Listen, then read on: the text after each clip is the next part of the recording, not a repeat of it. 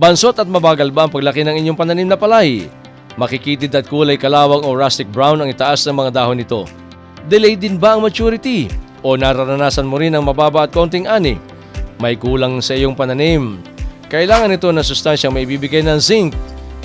Pre, nakumpleto mo na ang pagbibigay ng Big 3 nutrients sa inyong pananim. Hindi pa rin ito magiging malusog kung kulang sa zinc. Napakahalaga ng zinc sa ating palayan. Ito ang nagsasaayos ng cells ng tanim na palay.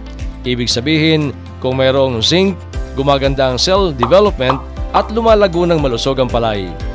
Alam niyo ba kung paano matukoy kung ang inyong palay ay kulang sa zinc? Madalas na nangyayari ang zinc deficiency sa mga palayan na hindi nawawalan ng tubig o kung patuloy na nakababad sa tubig ang palayan.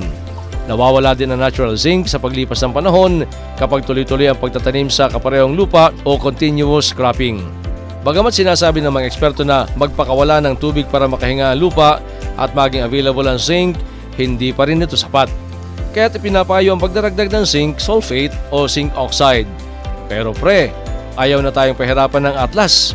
Kaya ang kanilang abono, sinasamahan na ng sustansya ng zinc.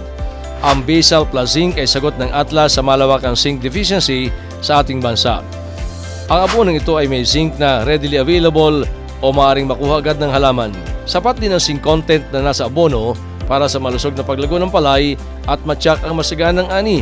Sa Basal Plus Zinc, wala ka nang hahanapin pa. Kompleto, sigurado, garantisado. Sagot ng Basal Plus Zinc ang masaganang ani mo.